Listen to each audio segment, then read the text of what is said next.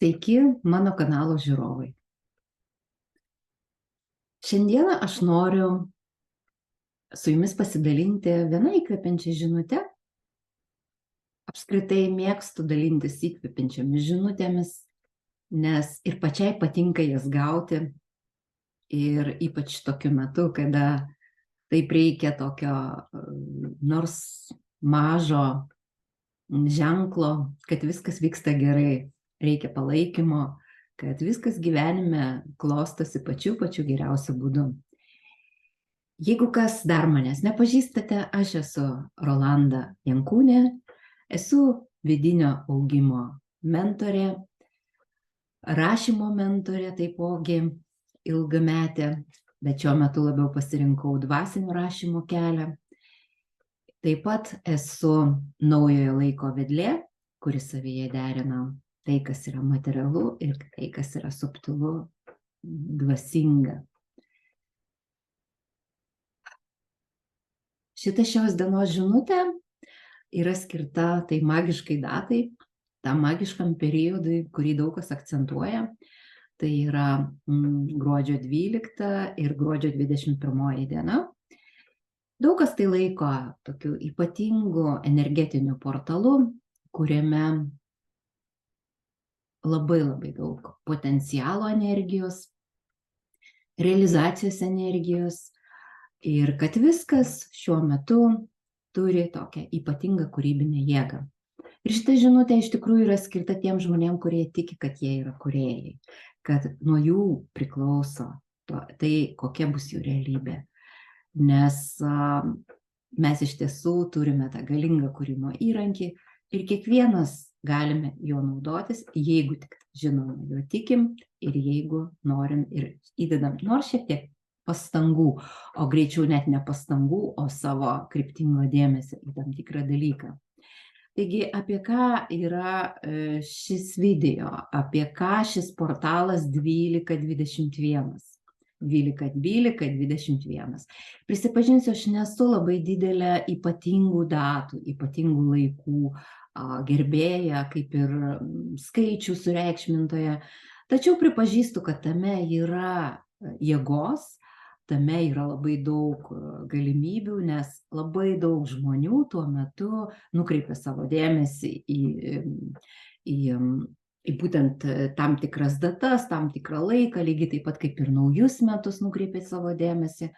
O tie vadinamieji energetiniai portalai kaip 11-11, 11-12, 11-12, tiksliau 12-12, 12-21, tai taip pat yra ir žmonių dėmesio produktas iš dalies, tačiau tikrai neneigiu, kad tuo metu yra ir tikrai ypatinga energetika. Kodėl tai susiklosto, negaliu aš jums paaiškinti, tačiau tie, kas jaučia subtilės energijas, tikrai gali pasakyti, kad tuo metu kažkas pasikeičia ir yra kitaip. Tai aš būtent taip jaučiu ir todėl drąsiai sakau jums, kad šitas laikas yra iš tikrųjų magiškas ir jūs galite daug ką nuveikti. O kągi jūs galite nuveikti? Apskritai naujieji metai, kada mes žiūrime į naujuosius metus, mes labai jiems suteikiame daug galios. Tarsi tuo metu kažkas gali pasikeisti, labai daug į gerą, kažkokie pokyčiai, poslinkiai, tačiau jūs turbūt suprantat, kad niekas, netgi nei stebuklingi portalai, nei nauji metai, nei pirmadieniai, nei gimtadieniai, niekas negali nieko pakeisti, jeigu mes iš tikrųjų nedarom veiksmų. Todėl net jeigu tie veiksmai ir bus mūsų dėmesio nukreipimas arba kažko tai išrašymas, tai jau yra veiksmas, kuris veda mus į išsipildymą, į realizaciją. Ir dar tuo pačiu norėjau pasakyti, kad nauji metai pas mus prasideda nebūtinai nuo datos, nebūtinai tada, kada mes nusprendžiame, kad tiksliau, ne tada, kada visi pokščia fejerverkus, kalendoriaus lapelius nuplėšia, dovanas dovanoja. Nauji metai prasideda tuo met, kada mes suvokiam kažką naują ir dėmesio. Ne tik tai, kai suvokiam kažką tai naujo, bet ir kai iš karto integruojame tą naują į savo gyvenimą. O integracija į materiją, į gyvenimą vyksta veiksmo dėka. Todėl viskas, ką suvokiame, yra nauji metai. O nauji metai prasideda tada, kada mes tai, ką suvokiame, integruojame į savo gyvenimą. Ir tai gali atsitikti ne gruodžio 31, bet kuriuo kitu metu, kada jūs gaunate įžvalgą. Ir tą įžvalgą instaliuojate gražiai į savo realybę. Taigi grįžkime prie portalo 1221. Kurgi čia ta magija? Kurgi, apie ką čia galime kalbėti ir kodėl ir kągi šitame jėgos laike galime nuveikti kūrybiško, naudingo savo kaip kūrėjai, kaip žmonės kūrėjai. Ir kokiasgi praktikas galima padaryti? Tai viena iš pagrindinių praktikų tikriausiai tai yra saviprogramavimas. Mes saviprogramuoti galime bet kada. Ir kaip tai daryti, yra daugybė būdų. Ir vienas iš tokių būdų tai yra, kada mes turime kažką tai prieš akis, bet mes kūrėme tai, ką norime matyti.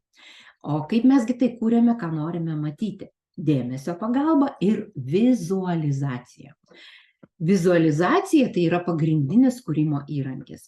Jeigu mes savo vaizduotės ekrane arba tiesiogiai prieš akis paveikslėlių pagalba, video pagalba nematome to, ką mes norime matyti savo realybėj, tai tas negali ir išsipildyti. Kvantinė realybė tai yra galimybių laukas, įvairiausias galimybės tam tikruose laiko sluoksniuose.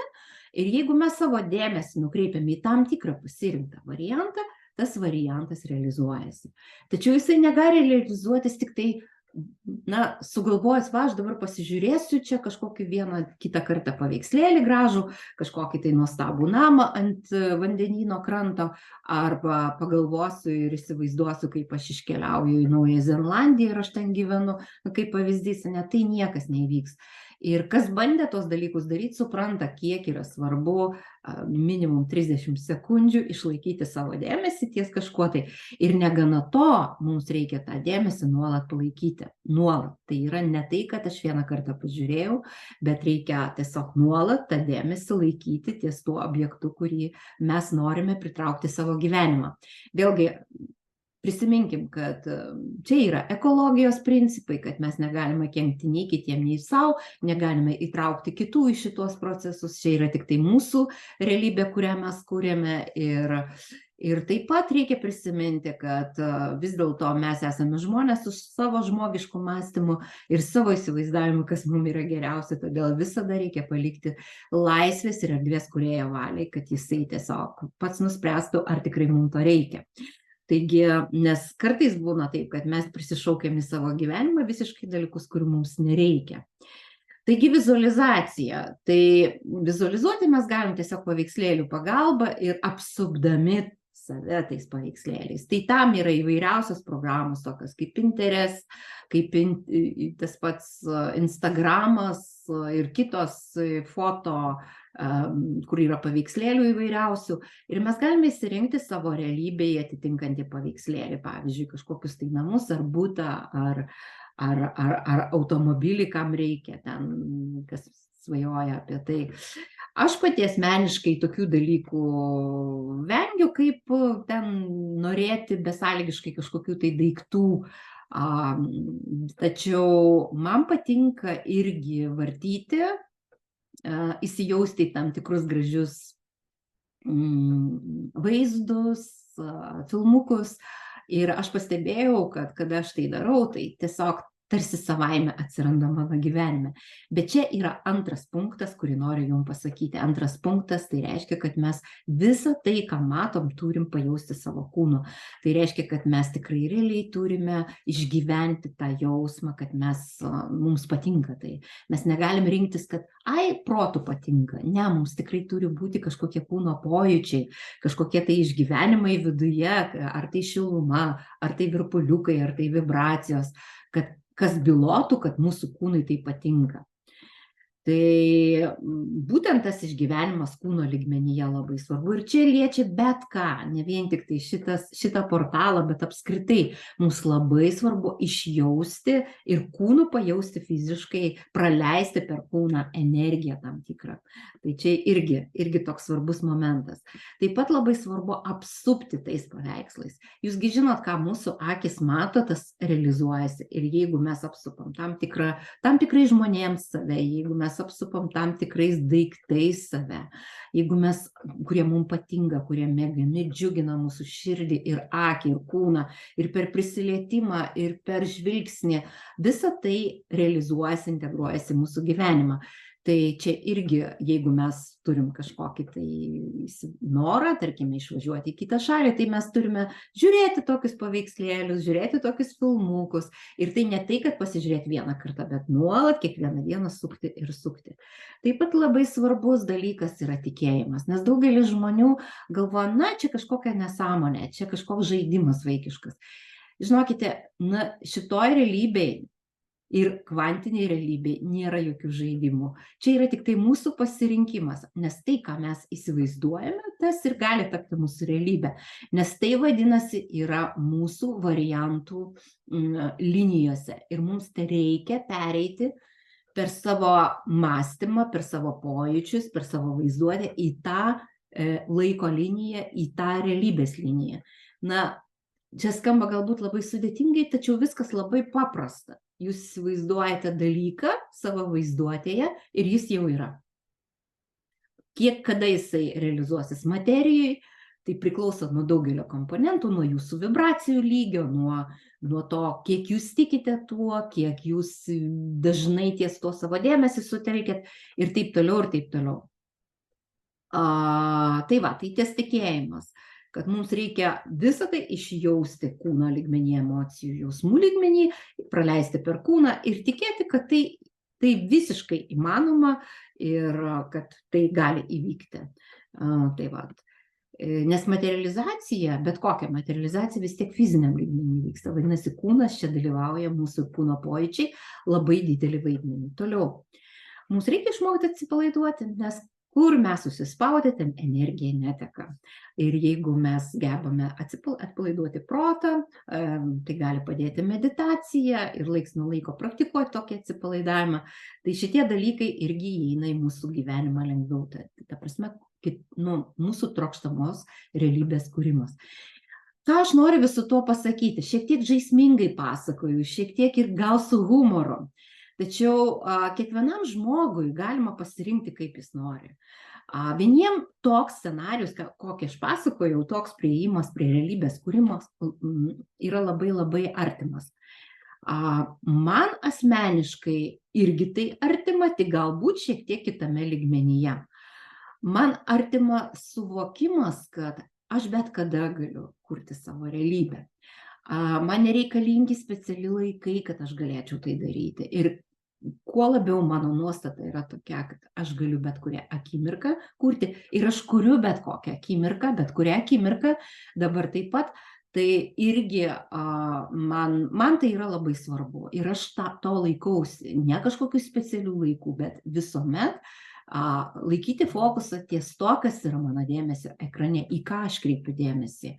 Ar man patiks matyti savo gyvenime tai, į ką aš dabar kreipiu dėmesį. Ar man patiks tai matyti savo ateityje, jeigu aš labai emocijom arba jausmais kažką tai sureikšminu. Nes mesgi žinom, kad į ką mes susitelkėme, tas realizuojasi. Taigi, man patinka tiesiog galvoti apie kiekvieną akimirką, o ne apie specialų laiką. Tačiau ir specialus laikas taip pat yra labai svarbus, nes, kaip ir minėjau, jisai energetiškai labai stiprus. Nes dėl dviejų dalykų, dėl to, kad yra tam tikri kosminiai procesai, vienas ir antras dalykas, tai kad daugybė žmonių sutelkė tuo metu dėmesį į šitai. Taigi, ką mes dar galim padaryti? Aš labai labai tikiu, kad mes galim rašyti savo scenarijus. Kad mes galime savo gyvenimą kurti, kad Tik tai nuo mūsų priklauso, ką mes užrašysim. Ir jeigu čia yra užrašymo momentas, kodėlgi mums iš tikrųjų jo neužrašyti.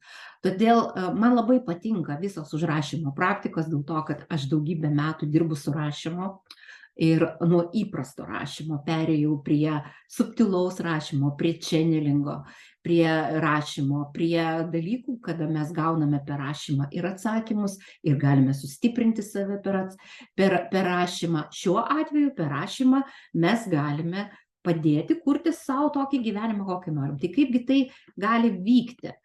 Paimkime ir pusei metų punktais surašykime, kokio gyvenimo mes įsivaizduojame.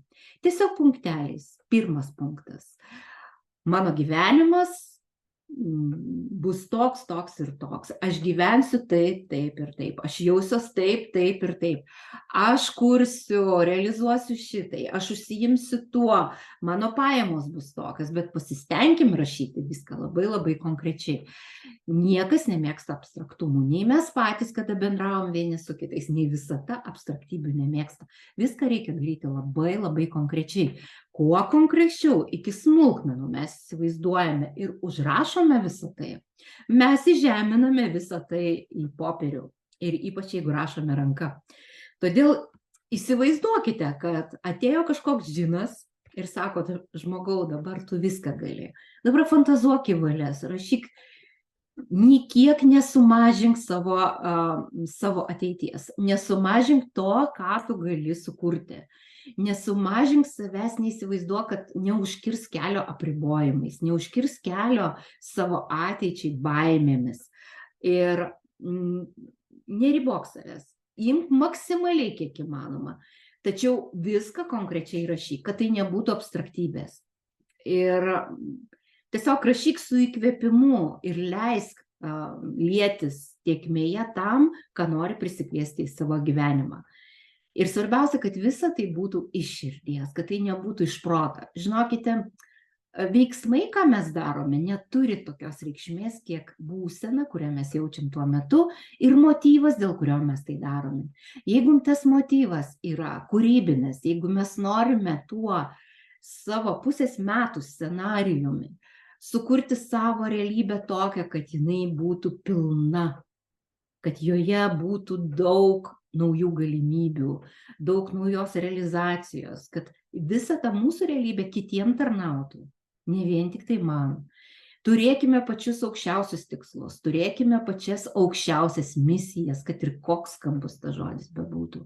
Kuo aukštesni bus jūsų tikslai, tuo ir naudingi daugeliui žmonių, tuo padidės realizacijos galimybės, bet kad tai jūs mąstytumėt, jūsų vidus turi būti tyras, jisai neturi būti savanaudiškas, tai kad man ir tik tai man.